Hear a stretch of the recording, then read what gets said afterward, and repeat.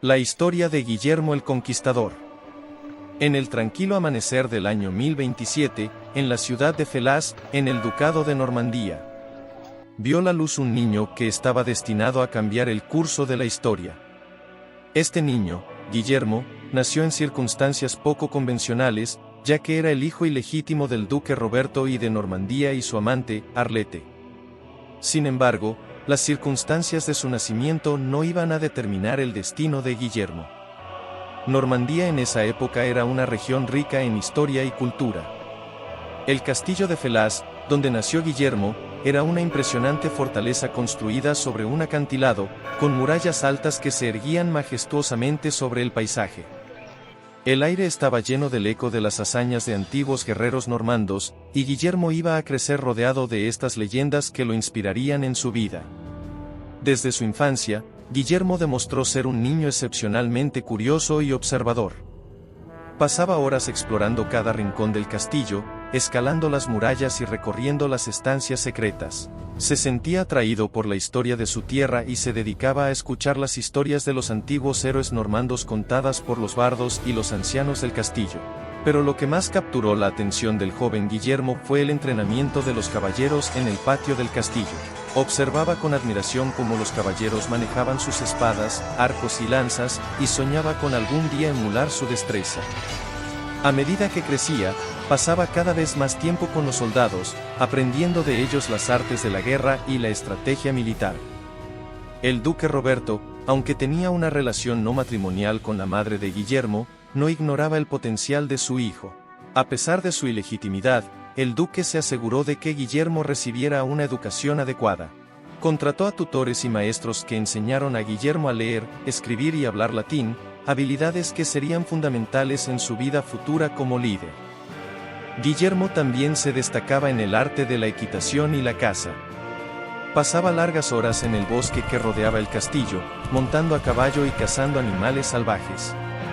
Esto no solo desarrolló su destreza en la silla de montar, sino que también le dio un profundo conocimiento de la tierra y la naturaleza normandas, lo que sería esencial en sus futuras campañas militares.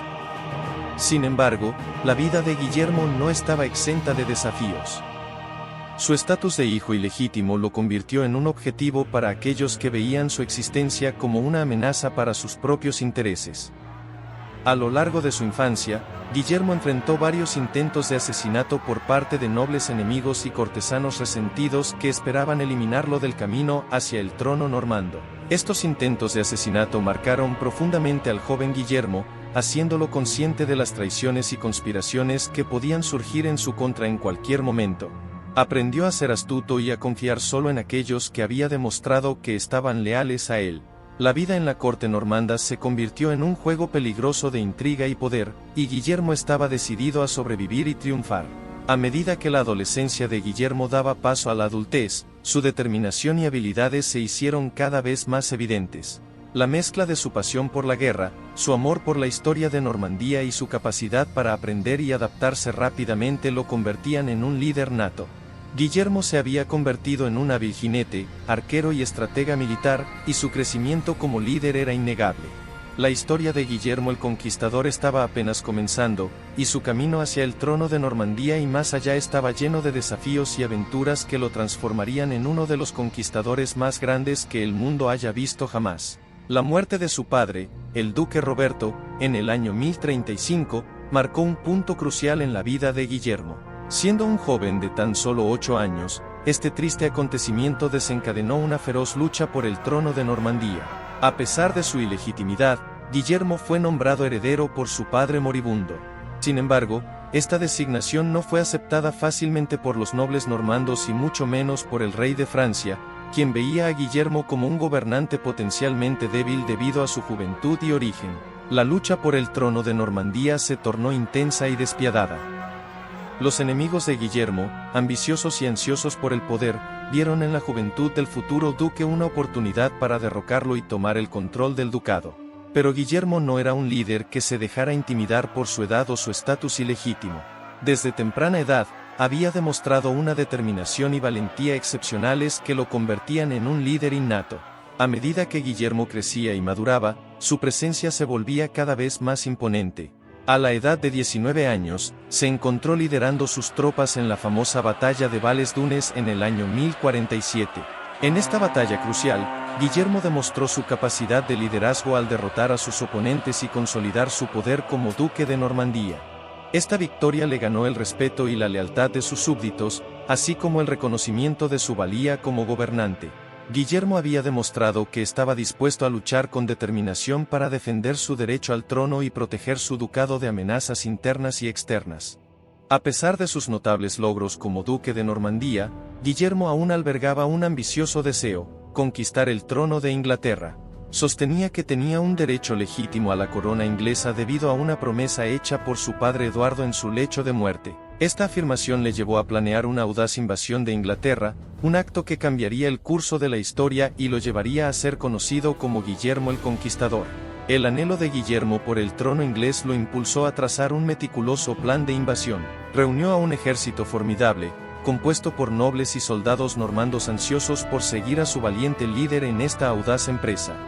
La invasión de Inglaterra no sería un desafío menor, que implicaba enfrentar al rey Haroldo II de Inglaterra, quien se había autoproclamado rey y estaba dispuesto a defender su corona con uñas y dientes. Guillermo partió hacia Inglaterra en el año 1066, con su flota de barcos y su ejército bien entrenado. La batalla de Hastings, que se libró ese mismo año, se convirtió en el escenario de una feroz lucha por el trono. En un enfrentamiento que cambió el destino de dos naciones, Guillermo el Conquistador emergió victorioso, a pesar de las bajas y los desafíos. La conquista de Inglaterra no solo le otorgó a Guillermo el título de rey de Inglaterra, sino que también dejó una profunda huella en la historia.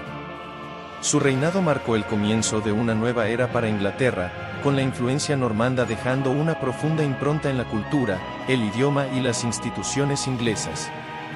El viaje de Guillermo, desde su juventud en Normandía hasta su audaz conquista de Inglaterra, fue un testimonio de su carácter excepcional y su determinación inquebrantable. Su legado como Guillermo el Conquistador perdura en la historia como un líder valiente que cambió el curso de dos naciones y dejó una marca indeleble en la Edad Media europea. Luego de su histórica victoria en la batalla de Hastings en 1066, Guillermo el Conquistador aseguró su posición como rey de Inglaterra. Su reinado marcó un cambio significativo en la historia de Inglaterra y dejó una profunda huella en el país.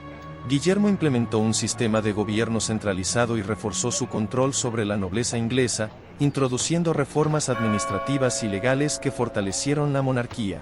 Uno de los aspectos más notables de su reinado fue el famoso Domesday Book, un registro detallado de la propiedad y los impuestos en Inglaterra. Esta valiosa obra proporcionó una visión integral de la sociedad y la economía de la época y se convirtió en una herramienta crucial para la administración del reino. Además de sus esfuerzos en la administración, Guillermo promovió la construcción de castillos normandos por todo el país, lo que consolidó su control y garantizó la seguridad del reino. A pesar de la resistencia inicial de la población local, Inglaterra experimentó un periodo de estabilidad bajo su gobierno. Guillermo también estableció vínculos con otras monarquías europeas, como Malcolm III de Gales, Felipe I de Francia, lo que le permitió forjar alianzas políticas y matrimoniales que beneficiaron a Inglaterra. Su reinado vio un aumento en la influencia normanda en la isla, incluyendo la introducción de la arquitectura normanda, el idioma francés y la influencia de la cultura europea en la sociedad inglesa. La batalla donde Guillermo el Conquistador sufrió la herida mortal tuvo lugar en Mantes, Francia, en 1087, durante una campaña militar en la que intentaba reprimir una revuelta en la región. La escena está envuelta en un aire de tensión. Los ejércitos se preparan para el enfrentamiento, con caballeros y soldados armados, algunos a caballo y otros a pie. El momento culminante de la batalla se representa con un feroz choque entre los contendientes. Guillermo, vestido con su armadura característica, dirige a sus tropas, con un estandarte real ondeando cerca de él. Sin embargo, en medio del caos de la lucha, cae de su caballo y es en ese momento que sufre su herida fatal. La expresión de dolor y sorpresa en su rostro se hace evidente.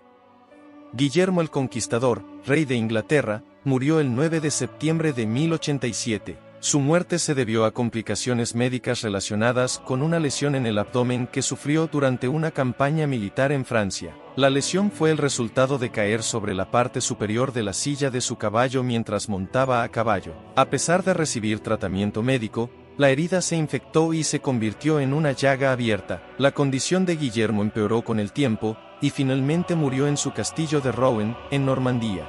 Durante su agonía, el rey expresó su deseo de ser enterrado en la abadía de Santa Esteban de Caen, una iglesia que él mismo había ordenado construir. Sin embargo, su cuerpo hinchado por la infección hizo que su proceso de entierro fuera complicado.